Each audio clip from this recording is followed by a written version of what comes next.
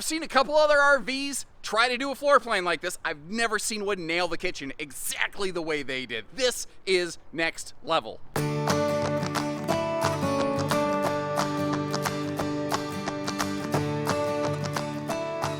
Hey everybody, Josh the RV Nerd here at Bish's RV, my hometown store in Coldwater, Michigan today. Finally making landfall, the 380 GK something S, giant North Point. Huge model number, but huge RV. This thing has an elevated rear kitchen that is just fantastic. It has actually incorporated all of my favorite aspects of rear kitchens and front kitchens somehow all in one. You've got a dual opposing slide living room with a completely carpetless flooring system anywhere that you're going to be walking. Hot, cold, camp rated, vaulted ceiling really opens everything up. And of course, Jayco's 2+ 3 year warranty with allowances for full-time RVing. But the way they did the kitchen on this one absolutely gets me. Because it creates clear differential space between the kitchen and the living area, which is really nice for extended seasonal stays or, snowbird, sunbird camping, potentially full-time RVing. The thing is, though, the way they did the kitchen, it feels open and big, but the counter space is fantastic. Exactly when and where you need it, how you need it. They made it a flex kitchen, which I've never seen done in something like this before. And I personally think this is fantastic. But also, by elevating the rear kitchen, the rear outside storage on this is huge. Other than the fact that it's just a big behemoth, I don't have a lot of criticisms to offer this one. This is a beast. This rig is big. You might want to pop some popcorn. This probably won't be my shortest video ever. But starting over there on the door side, giving you a look at some door side windows. What do you think about this? I know we only just began. I'm already asking you ideas. Wait till we see a little bit more of the RV. But where that door side sofa is, or over here on the driver's side to the left of the screen, what if there was a swaption for a desk in place of one of those sofas? For me, I would love to see something like that. Now, as you see here, those are, of course, a pair of tri-fold sleeper sofas, which is cool because, this is a couple's rig that could potentially sleep quite a few guests, and not just kids, but, you could have 6 adults in this thing pretty comfortably, as long as, a few pair of them are fairly familiar with one another and don't mind bunking up overnight. Now, these are hot, cold, camp rated. You see that electric space heat and Tootsie Toaster down there just below the stereo. And I like the kind of very home feeling. You got that little decorative kind of, mantle sticking out right there. You may have noticed how the TV can pivot around for some easy viewing. You saw the blackout roller shades going all the way through this. You may also notice LED accent lights above the slides here. You're going to see more of that done, under the lower dresser in the bedroom, under some of the kitchen counter kind of stuff. And what's cool about that is it makes for awesome nighttime navigation lighting for what I call stealth mode camping. When you have all of your main lights turned off and you're just wanting to kind of bring the total, luminosity or whatever you want to call it of the RV down a little bit. You just don't want it so darn bright. Late at night when you're watching a movie or if you have to wake up at night to use the bathroom, it creates almost a nighttime runway navigation sort of system. But look at the window coverage. They got stacks on stacks of windows all over this thing. What you don't see is the air. Because if you don't see the square, then you won't hear the air. This has a 30,000 BTU dual whisper ducted air conditioning system. So, you don't got to crank the TV up to 11 just to, be able to hear yourself. Now, the center armrest on that, by the way, is removable. So if what you're looking for in that power theater recliner with USB plugs is a little bit more of a cuddle compliant station, you can actually, hold on, let me show you. To take just a second, we just plop, pop that right out there. And as long as we're over here, little Legend of Zelda secret storage pocket over there. And you have some household outlets right beside you, by the way, which is also kind of cool. But the living room's nice. It's the kitchen I really want to focus on because this kitchen, I've seen similar things like this. Grand Design Solitude has a very similar floor plan, certainly. They all go about it, doing it a little bit different way. I think what I call Sierra and Sandpiper, it's called the 38 or 39 Bark or something like that. I don't know. It's got a giant rear kitchen. Every brand's gone about this a little different way. I try to be Sweden about this stuff, but of the ones that I've seen, I like the execution of this kitchen best.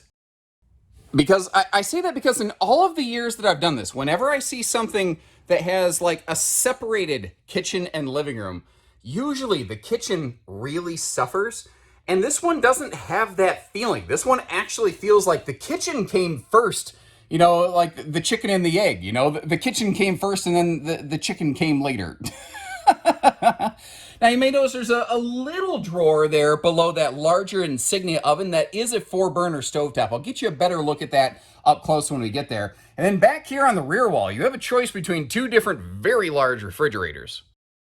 What we're looking at right here is the standard 21 cubic foot residential active compressor fridge. That is the larger of the 2 and the faster cooling. I think this will probably be pretty darn popular. There is also an option for a 4-door gas electric 2-way fridge freezer, so sort of keep that in mind. And I said I'd get you up closer here to the stovetop so you could see the 4-burner situation. And somebody had their thinking caps on, because look at this. There's actually space. If you put, multiple pots or pans on here, you actually have room to pivot the handles.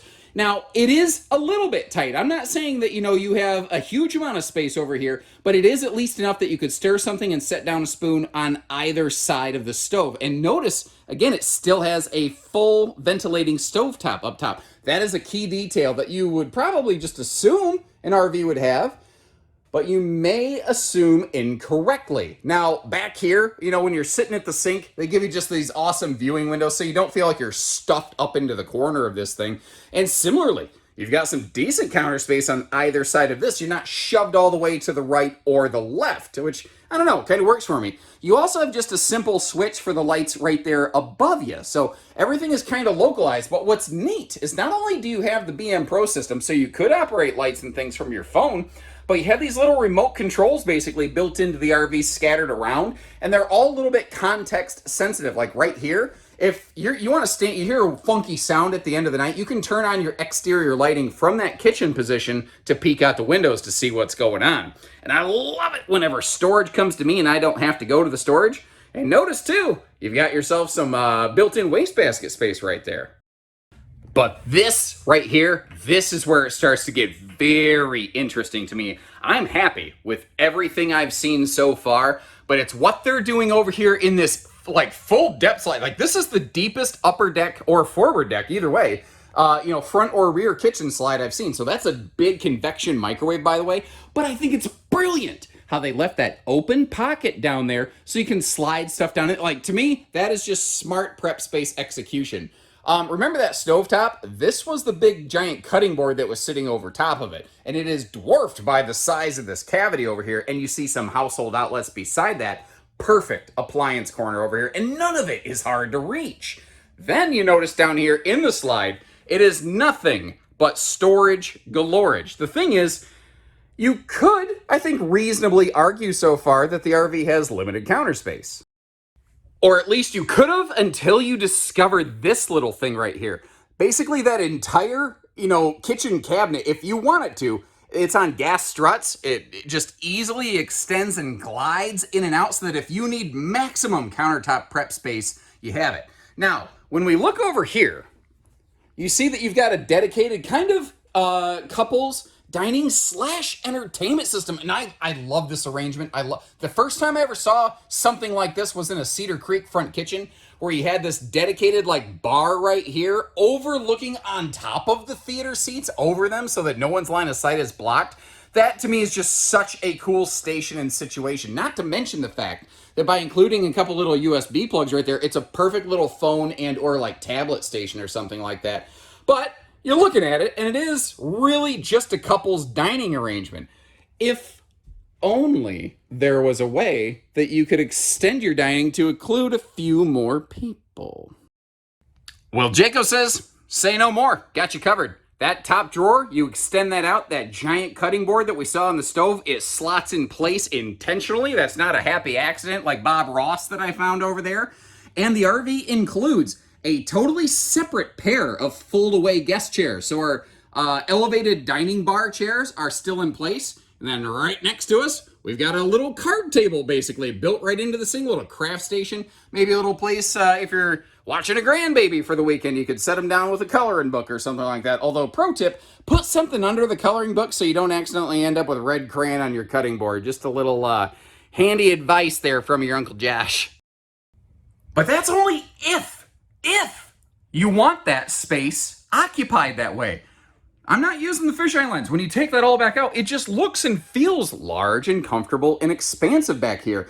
And, if you're spending an extended time in here, and like one of you is doing some prep work and the other's at that little elevated dining bar or something like that, you can both stand up and navigate around in here without tripping over one another. This kitchen is absolutely fantastic. And what's cool about this, because it is in an elevated upper deck, this thing just has some phenomenal exterior storage. It also has some excellent overhead clearance here. First of all, in the upper deck, at the least, our sidewalls are 6.5 foot tall. So I'm a little over 6 foot, and you can see I fit in here just fine. I can ET phone home neck stretch and not hit anything here, even with my little peach fuzz. As we work toward the middle of the RV, though, you might notice this is a barreled vaulted roof if you trace that roof line behind us up there. So it actually gets even bigger and taller. Pinnacle and North Point, both by Jayco, do this. So if what you're looking for is something, you're like, I want a big fifth wheel, but I want good headroom because I'm tall. This is a brand you might really want to investigate because what you're seeing here is the exact same thing that you'll find in the shower in the bedroom up front. And in case you're curious, that giant cutting board that we saw, when you're going down the road, they built in a perfect little slot spot for it, or you could take that out and use that for the bacon trays for the cookies and biscuits. But this truly, I love this right here, because whether you're sitting here, utilizing this upper area for viewing, or if I slide downstairs to the theater seat, you can have a bunch of people in this thing, all partying and entertaining together all at the same time, nobody interfering with one another. And that's what's really impressive about this. Very often when RV builders make a big fifth wheel like this, then kind of chop it up into smaller rooms, you feel like you're tripping over one another. You don't have that here. Now by the entry door, you got yourself a little flip-flop garage. I don't know if I want to call it a full-on shoe garage, although you also have the, what I call the electric dustpan just below your central vacuum hookup. Now if you're looking over here, you see that you've got this like extra little bonus storage space, some, almost like an extra, pantry right next to the door. We'll come back to that in a second. Up top here, we've got our BM Pro command center. This is cool. Like, you can run your climate controls, your lights, your slides, your awnings, all that stuff right off this. But what's neat is if you notice, there's still just one direct button switch for all of the lights in the RV. Of course, you also have a little bit of zone lighting, if I can remember which switch does what, that you can turn off, different things. But back to this right here. If you look at it, look inside, you see a drunken octopus fight club acting like they're going to be a couple coat hangers, but you see you got all this in the way. These are magnetic rving shelves that can flip out of the way. So that is a convertible flex space. It can be whatever you want it to be. Now, if you really want to get techie and fun, not only can you Bluetooth to the RV, but if you hook the RV up to like an internet source, like a Wi-Fi source or something like that, then you can utilize the J-Voice command system. Hey, Jayco. See how that lights up? It's listening to me right now, waiting for me to give it a specific command. Now, there's a whole list of commands that you'll get with your owner's manuals telling you exactly how to do this. But again, the trick with that is it does have to be hooked up. It's basically like an Alexa system, so it has to be hooked up to the internet. Otherwise, it's not going to do anything for you, and you're going to be very frustrated yelling at your RV. But now this bathroom here, this has the same bathroom basically as the 340 North Point, if you're familiar with that, where it's like you don't realize it, it's actually like a 43% larger bathroom here. The big vaulted ceiling, you got that rain censoring XL vent fan up here, and I love how, kind of like we saw in the living room, you've got a backlit morning mirror here. So, and it's just a mirror on the wall. It opens everything up so you can, bend over, actually wash your face. But they went with a single sink instead of a double sink like a lot of brands do here. So what you maintain is just awesome countertop space. And by going with the vessel sink, that allowed them to have maximum storage down below that. So like if we take a look down there, you see, the extra drawer space, like it doesn't have a dedicated medicine cabinet up top, but I think you've got some good storage down below. Now over here for the toilet, porcelain foot flush stool, if you look at it, it is biased a little bit toward the shower side. So when you first sit at it, your left-hand side's great. The right-hand side's tight. You just got to make sure if you slide that shower door open, then you're going to be good to go. And you can do that from the toilet. So it's not like it's, too crazy or anything.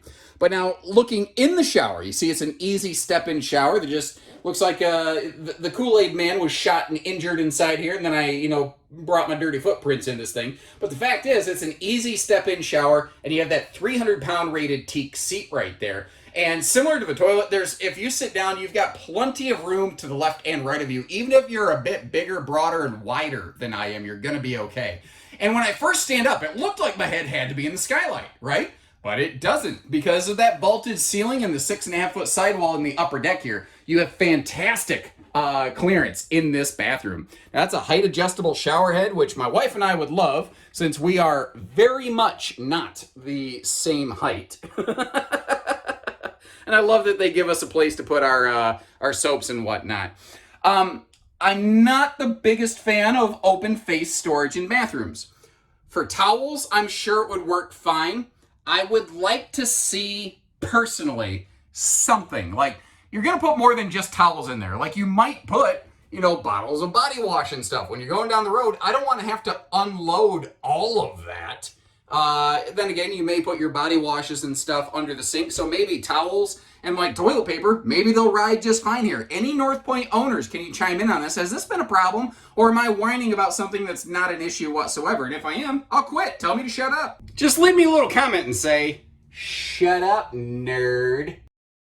Now, moving up to the bedroom, I've intentionally left all the lights off so far, because remember how I told you this RV had these little remote controls around. Each one of these does stuff for the room that it's in. Like, I could turn on the hallway lights. I could activate the reading lights just above the bed. I could activate the entire ceiling lights.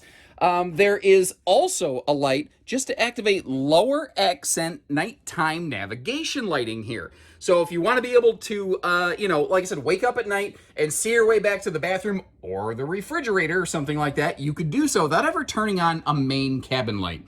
You've got a choice between a true queen and a 70 by 80 king bed over here.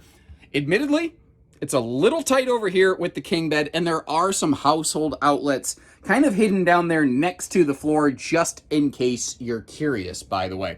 Remember, we got that nice, tall, extra, spacious kind of ceiling situation. I used the word tall before I meant to and really tripped myself up there.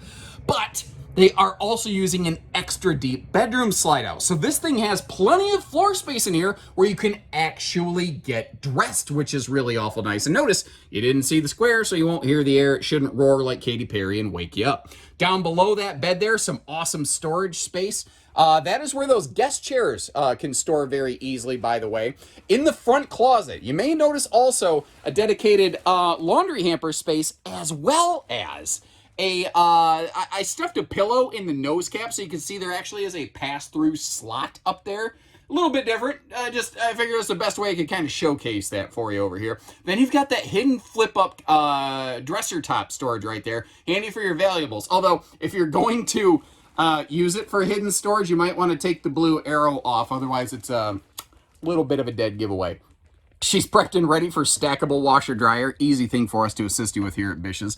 And the bedroom TV is going to be standard up here in a big, beautiful North Point. It's even downward angled a little bit. So when you're laying in bed, you got a no-neck wrecker entertainment center, even when you're drifting off to Neverland.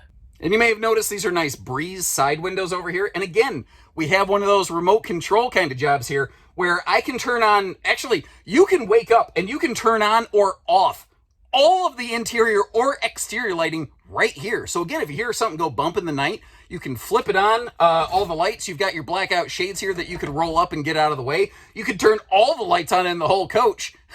Very handy when your grandkids have slept in too late and you're like, boop, wake up! Now with the slides closed in road mode and flipping our way around facing the back from the front, with the entry door leading straight to the hallway to the bathroom and bedroom, what I call nap and crap accessibility, it's perfectly functional here. The question then becomes everything else, but, as you see, with the slides closed, you're pretty much blocked off. But a potential get-out-of-jail-free card here for you. If you can open those steps, then you can open that slide. And if you can open that slide, then you can open the one behind that, because it's not even as deep as the one that I'm standing in currently. That's a shallow slide. So if you can open the steps wherever this thing happens to be, then you can get back here and you can get to a functional kitchen. Now, the sink is certainly a little bit more difficult to access, but like if you have a big giant Walmart parking lot, or if there's nobody in the parking space beside you, if you can plan on where you park this thing, you may be able to maintain some level of road function here. All right, so stepping outside, first things first, let's talk towing and safety. What are you going to need to handle this thing? So it's a little over 14,000 pounds dry weight. You've got about I'm shooting from the hip, about a 2,300 pound cargo capacity on this. So you do the math there, then factor in how you have, what was it, like a 800 pound hitch weight on one of these, almost 2,900 pounds dry before cargo. And you've got yourself a pretty hefty load here. Frankly, with something this size, dually would be my personal recommendation. There might be some people out there with some just incredibly capable single rear wheel 1-tons. Personally, that's, if I was going to be hauling something this size, this bulky, I would probably be looking at dually country myself. Or, let me throw this idea at you. You don't even necessarily need a tow vehicle for something like this. You could just simply have it, say, like delivered to a, say like a Florida site or a destination seasonal site. Have it all set up for you, and then, once or twice a year, pay somebody to move it. Now, that could be a couple $1,000, certainly, but it will be a heck of a lot less than carrying a truck payment all year, so kind of keep that in mind. Now, these are those zero-gravity David Blaine magic stable steps that will hold themselves up so you don't got to rip out your rotator cuff trying to manipulate things there. Extra wide and residential height entry door right there, so 6.5 foot tall, just like that slide right next to it. You see how the door and the slide are really the same height. You may notice too a bigger entry handle, giving you a little more to grab onto, and this little guy is easy to miss, but this is just a little campsite cleanup cold water sprayer port, which is kind of cool. I really love how they put the speakers down here in the skirt, by the way, because that keeps the volume down where you want it instead of blowing the neighbors away, which I think is kind of smart.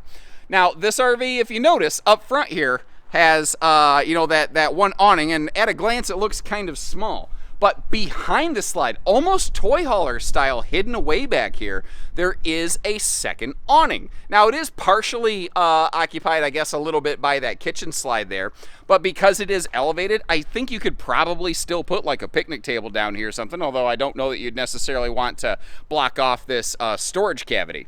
Now, since we're right up next to these here, and I've got a good look at them, I want to give you a look at the Goodyear Beast radials. So these are endurance radials, but this is their, like, the Beast series, which is extra, extra large, like hefty, hefty. Not wimpy, wimpy, hefty, hefty. I love those commercials. Anyway, are they even still making those commercials, or am I just getting old? My reference is getting dated. 87 mile an hour rated, American made, factory standard TPMS. That's what the little indicator cap is there. And this has their 5-star ride and handling package. You see over here the MoRide CRE 3000 suspension dampener. It also has bronze bushings and wet bolt fasteners. Long story short, what that means is you can lubricate those so that they continue to operate nicely over time. Plus, you may have noticed the MoRide shock dampening pin box, which I think is a nice little 1-2 punch combo for some nice ride and handling. There's a couple other ride and handling things we'll talk about in just a minute, though.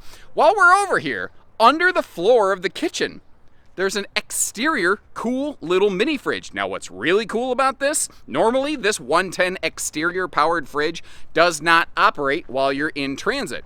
Since this RV has that residential refrigerator with 1800 watt inverter, that fridge, the mini fridge outside, is being live powered.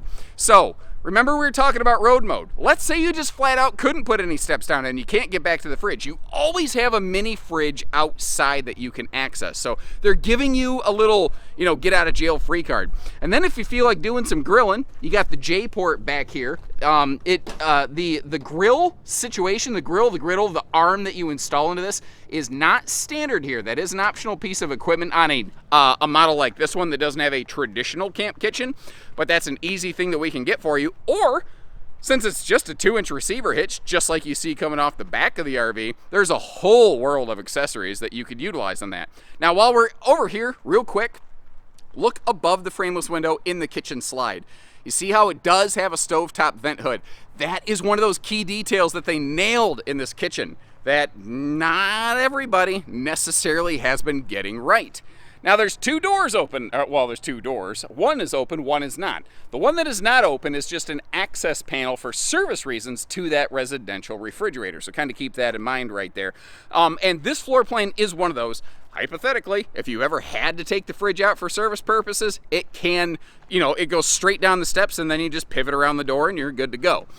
We got the factory tow package here with the 3,000-pound towing hitch, safety chain hooks, and 4-way wiring harness.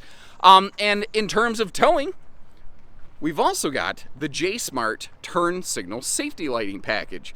I always say signals, markers, and reverse travel because that spells smart, S-A-M-R-T. I've been watching too much of The Simpsons. Oh, I just Homer Simpson that pretty nicely. But S-M-A-R-T, oh my lord. Too many of my high school days spelling smart. You know what, I'm done. I can't get this crap out. Whew. Anyway, I got verbal constipation. I can't get the words out anyway. What I'm getting at is when you flip on your turn signals, all of the lights down the side of the RV will blink along with that. Plus, you do have reverse travel lighting. This is also prepped and ready for rear and side view cameras, which is kind of cool. Now, this is one of the very few downfalls of having a really long floor plan with a kitchen all the way in the back and then a bathroom all the way in the front. Up there, you've got a black and gray outlet for your bathroom. Back here, you have just a gray outlet for just the kitchen. So it is a dual plumb kind of situation. With something this big, there's just really no other way I can see they can do it. That's also why, when you look at the spec chart on this, you're like, boy, howdy, why is the gray water just out of control? It's huge on this one. It's because there's an extra gray tank dedicated just to the kitchen. Now remember, on the other side, you've got that little, outside fridge, but you still have, double trunk, going on back here. Not to mention, you still have the full front pass-through compartment. This has 3, I guess you could say, pass-through exterior cavities, all of which you see that like forced air heat ductor. I'm sorry, the 2 that are side-to-side pass-throughs. I'm running out of oxygen. I'm getting fat and I'm bent over and I can't breathe.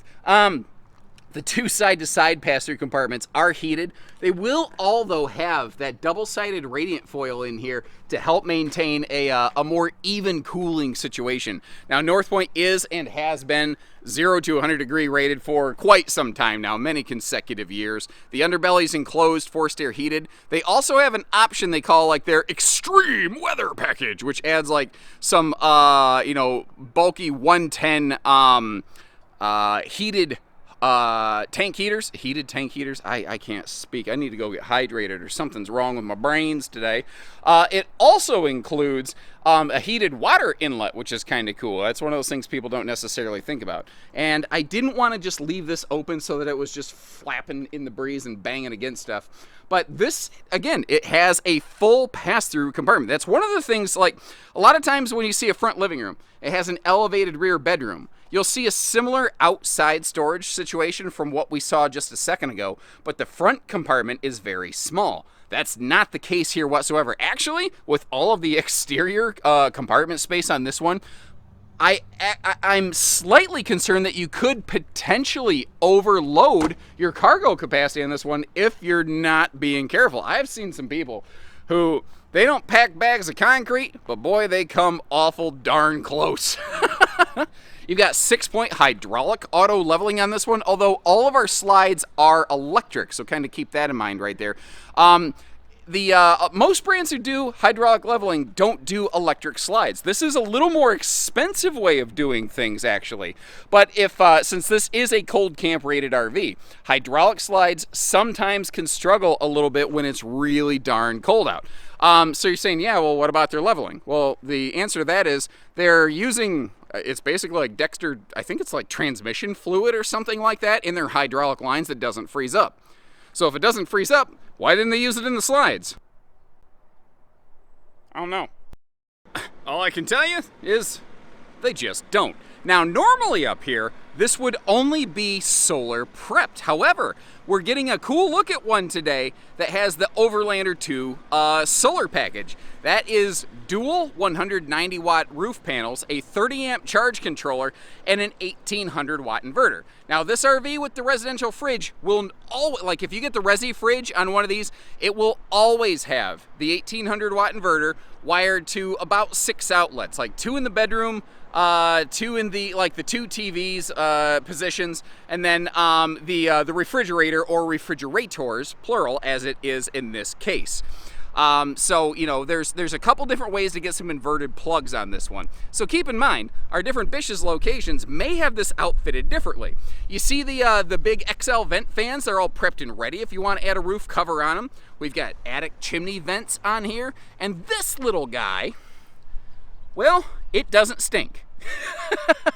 That's because basically what that's doing is it's an inverted, almost kind of like airfoil sort of system, very similar to like an airplane wing effectively. And what that's doing is it's more aggressively pulling the fumes and the vapors out of the black tank so that, you know, the black tank stank don't trickle back up into the RV. The black tank stank. It sounds like, I don't know, some sort of TikTok challenge dance or something. I'm not going to try it. I'd fall off the roof, you know. Someone's down there waving at me. I should go say hi. Now, the funny thing is, it only took them, like I said, like 18, 24 months for this thing to finally get out. This one model was originally announced pre-COVID. Everybody and their brother was asking me for it. 2 years later, I finally have a chance to bring this footage to you. I hope it was worth the wait. I'm certainly impressed with it, but I'd love to hear from you guys. Where do you think they nailed it, and where do you think they failed it? Let me know your most and least favorite aspects of this one. Most and least? Most favorite, least favorite? Yeah, all right, whatever. Made sense enough for me. Good enough, whatever, moving on. I'll leave you a link in the video description where you can always check for pricing and availability. Make sure you hit that subscribe button if you appreciate the fair way we show you the good with the bad. So take care, stay safe, have fun, and best wishes from Bish's, everyone.